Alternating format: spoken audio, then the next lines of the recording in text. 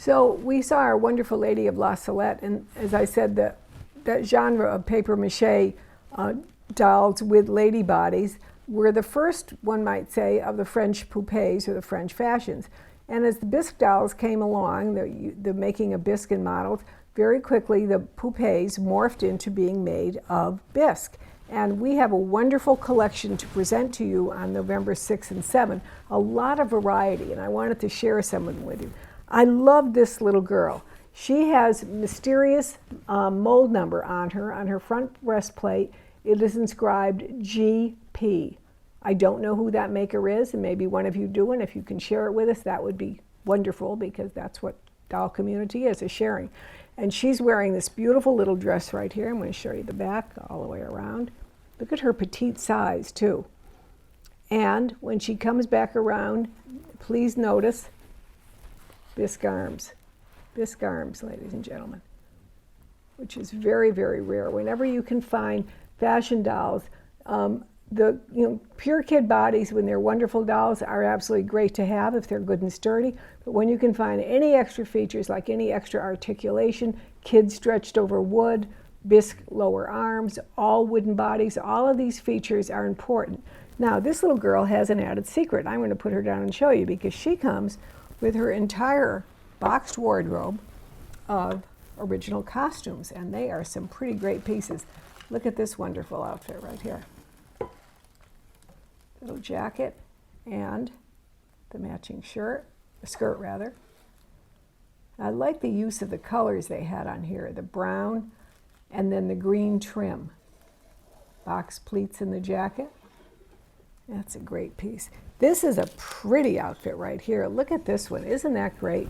This is like her little dress she wore at home when she was, I don't know, fixing dinner or whatever, although she did manage to have a beautiful chatelaine on it, but it has a wonderful little linen apron that goes with it. Okay, and that's a great dress for her. And then this is a wonderful piece, and she could wear it with or without the collar. The collar is just pinned on there, but it's a lovely little walking suit. I'll show you all the way around. Little tasseled fringe all the way around. And then we have a hat box, and we have a variety of other hats. This would be very nice with this outfit right here. And this would be very nice with it as well. This wonderful little green hat. We have a black veil. Let me see, there's some various underwear in here. Here's a fan. Here's another little purse. Oh, look, here's a green leather purse. So this is a great outfit. It's got lots of little accessories. So there you have what I think is one of the nicest fashions here, because I love the petite size fashions, and I love the fact that she has the wardrobe, and I love her mystery maker initials, GP. Let me know if you know. Now, while we're doing the early dolls, let's stick with these three, because we have three other earlier dolls. She would be from the 1860 to 1867 period. A lot of Poupays came out right about the 1867 period during this international exposition in Paris, which was really one of the major times when the Poupays were introduced and shown there. And so many of them were done by the individual makers, and others there would be agents that would represent some of the smaller boutique studios. Remember, the French fashions at this time were really not big manufacturing companies. That's why so many of them, it's very hard for us to know exactly who made them, because they would tend to have generic heads, and then they would be put on bodies by the maker and costumed by the maker. And sometimes it was just a person working and selling them to a shop, and sometimes it was a shop itself. Very, very confusing time period during this 1860 period in France, identifying the makers of dolls. And this is a really, really nice example, because she has the initials. She is marked, but her initials are LD, standing for Louis Doliac, a very, very small maker of which we know very little. Her little snoot is coming loose in the back. There we go, got to tuck her hair in. All right. But, and again, look at her list. Bisque hands. That's what you wish to find. And I can reach up here and I can tell you she has a very, very firm kid body. I want to show you something else though. Look at her head. She is going to tilt to the side, tilt to the side, tilt forward, and tilt back. Unlike the majority of fashion dolls that simply will pivot side to side. This was a neck articulation design that was deposed by Dehors and very used. And this is what I'm talking about with the internet, was how much fun it is. I decided to find out, well, why does this person, this Doliac, why does he have a Dehors neck articulation on his doll? Was this something, we don't know so many of these things. Did Dehors sell the people the rights to use them? Did people just use them and copy them? And one of the great things about Google Maps is you can look and see where streets were. So I looked and I could see where Louis Doliac had his place of business and where Dehors had his place of business. And they were like two little short city blocks away from each other in this part of Paris where so many of the doll makers were. Maybe they knew each other. Maybe they went and had a glass of wine one day and they said, oh, let's get together and making this doll. Who knows? There's so much in doll history to still learn. And I love the research and I love the ability we have to see these things now that we never would have had before. You would have had to make a trip to Paris and go walking down the blocks and see where these pieces are, which is kind of fun too. But here's this wonderful Doliac doll, and she has a great face, great costume, and bisque hands, and everything about her is great. We have here a late hooray, but this would be from the say 1865 period. She has glass eyes, she has a swivel head, and she does not have the original body made by Hooray, the gutta percha body. She does have an all wooden articulated body. We do know that at times the dolls were brought back to the Hooray shop where they were fitted retrospectively, sometimes with a gutta percha body, sometimes with a wooden body. So we don't know, but in my experience I found that collectors, as long as the body is appropriately sized and of the same time period, they're kind of happier with the wooden body anyway. And so here she is. She has a wonderful face. She has those very, very classic Hooray heavy eyelids, very dreamy looking eyelids. You see it, you can see it more visibly when they have the painted eyes, but even when they have the blue eyes, look at how the eyes seem kind of just very, very dreamy and sensual looking. Very beautiful doll. And then we have this wonderful doll, which is unsigned, but she would rank as one of my favorites in the auction.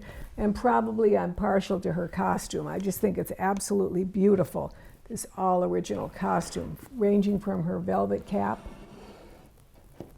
to her linen gown with the blue braid trim. She even has a bracelet with a little pearl accent on it, and when it comes around you'll see she has another piece of jewelry with a little applique pearl on it as well. Look at these shoes. Aren't they wonderful? Look at her shoes. And here's the jewelry I'm talking about. She has the bracelet on her bisque arm, by the way, and she's holding a little locket, and on the locket is an applique pearl, just like on her bracelet.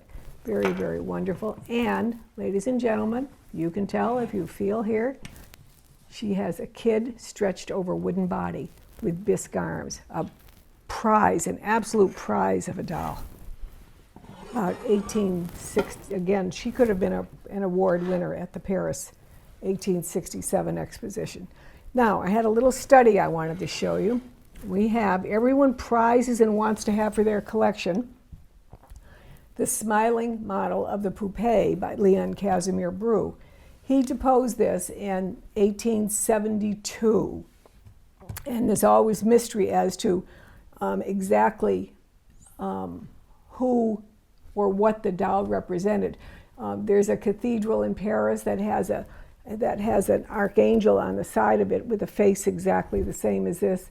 Other people have said it's a portrait of the Empress Eugenie, she was taken off the throne.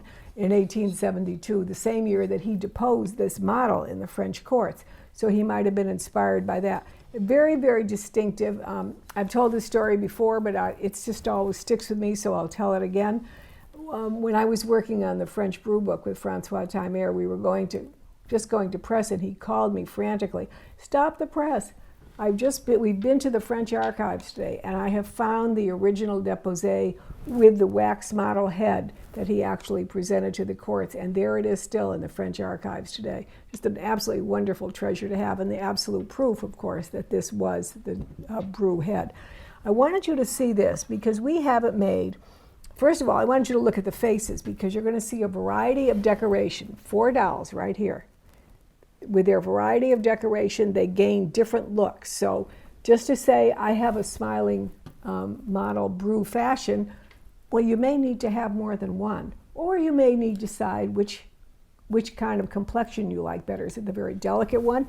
Is it her rosy cheeks? This one has a really, really different look right here. I can't quite capture why I think she's so different, but the face is different, although it is the smiling brew. Now, the other thing to point out is their bodies. Right in front of me, I have 2 dolls that have the original brew bodies.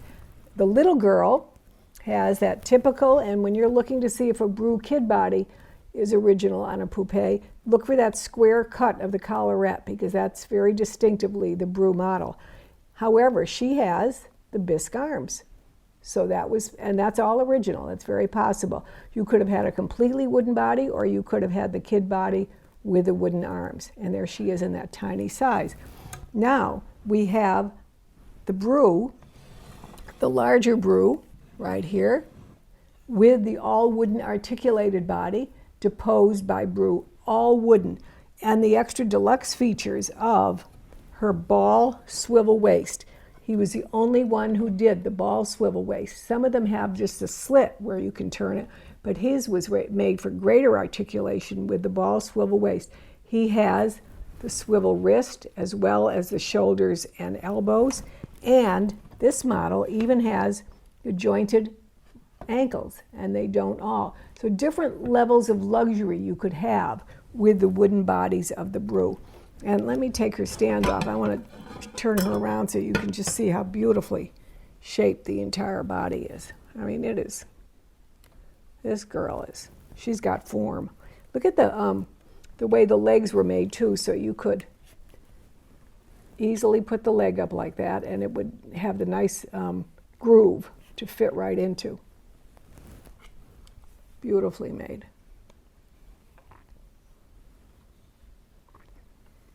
Now we come into a couple of quandaries.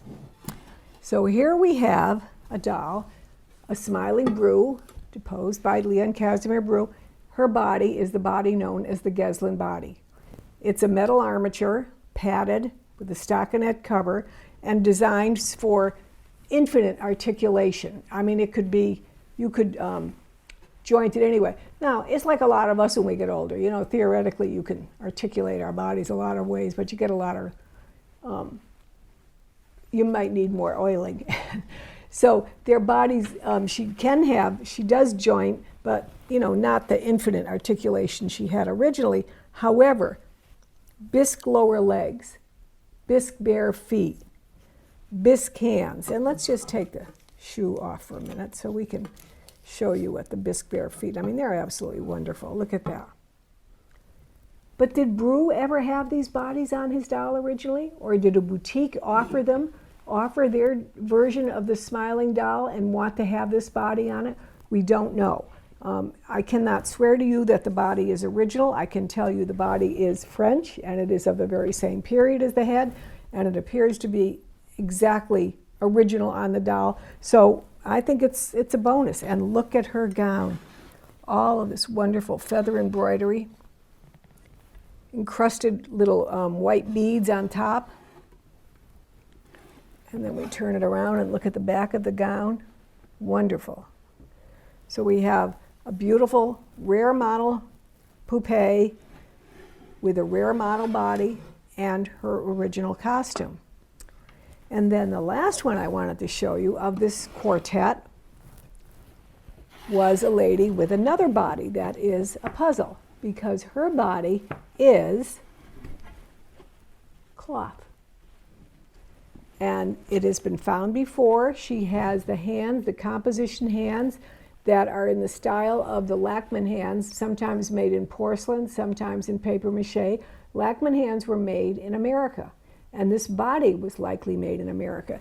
And there have been people that have had good researchers that have written about the fact that some of the Jamal smiling faces were sold as heads only, shipped to America, and put on the cloth bodies with the molded hands made by Jacob Lachman.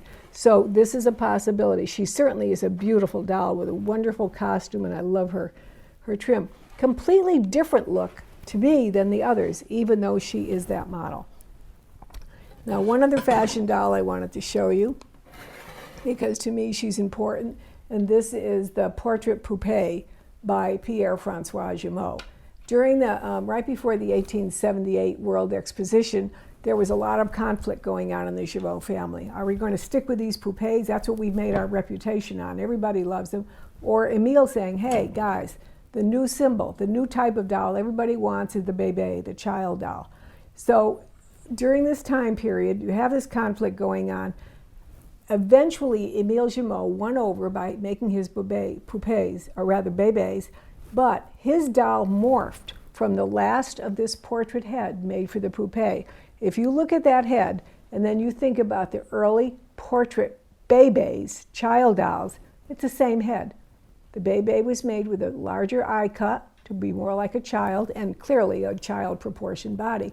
But a very, very important doll, and on top of it, absolutely exquisite. And let's look at her costume too while we're talking away.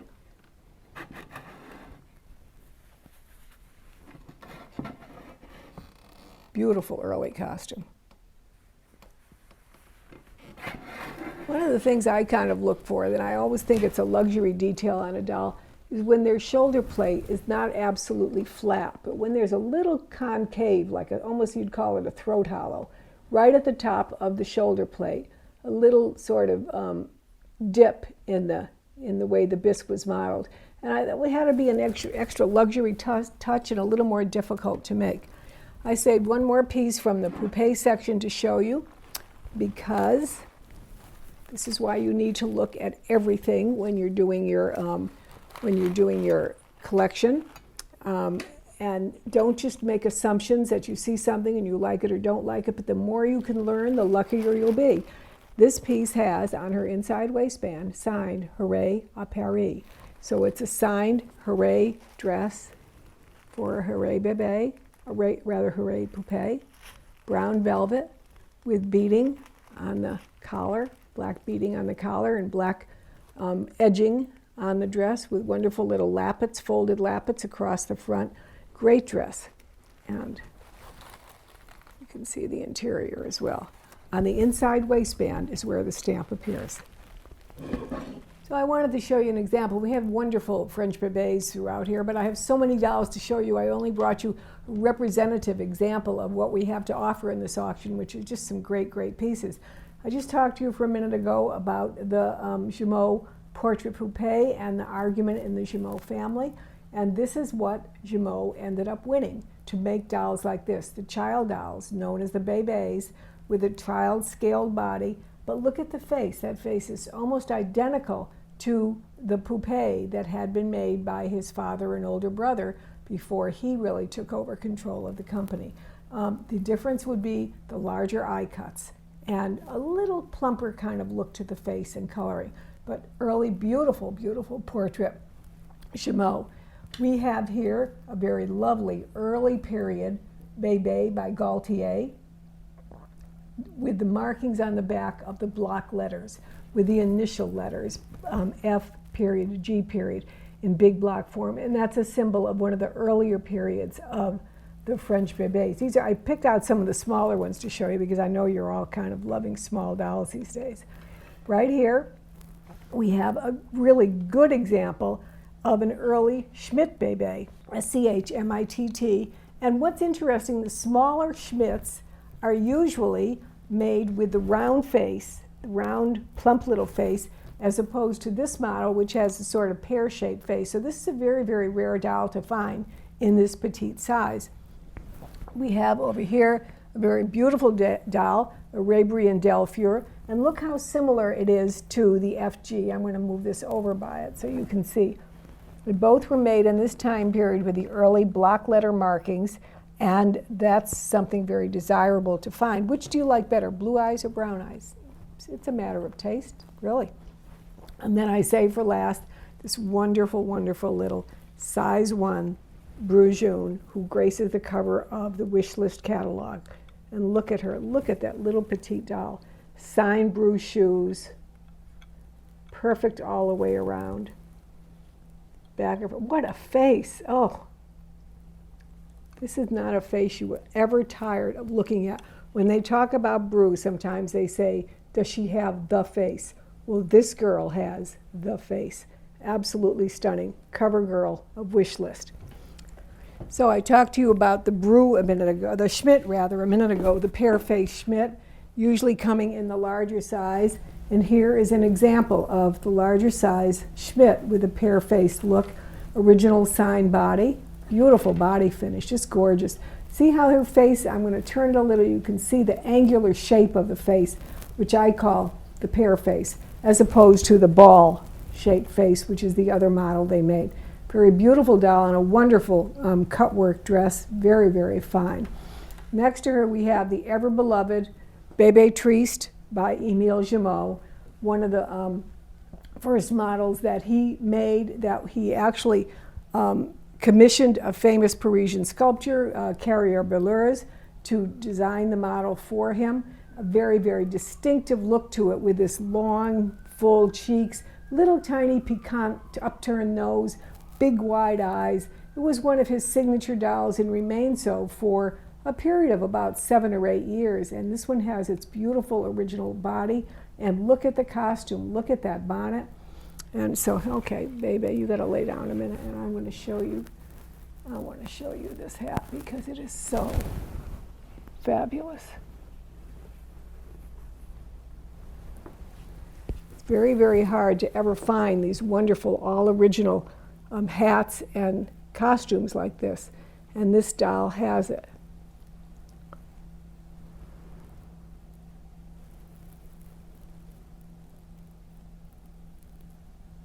Okay, so very beautiful. And her hair is pretty nice even without the bonnet on it, but we'll put it back on. Okay, and then standing, the tallest one of all, is this wonderful later Jamal. It would be from like the 1890 period. This one would be from about 1882. And look at her Scottish costume. It is absolutely incredible, including the emblem on her hat and the, I always forget what this is called, but that thing right there in the Scottish costumes, which I never realized until this time, has a leather purse on the back. And it was like a hidden coin purse on the back of it. A fabulous, fabulous costume, Scottish costume on this girl. I think somebody could do a whole book on dolls and Scottish costumes because it was so prevalent in Germany, France, England, and even America for a number of years. And I think a lot of it traced to the royal family having their presence in Scotland. And so many of the dolls were presented wearing these original costumes.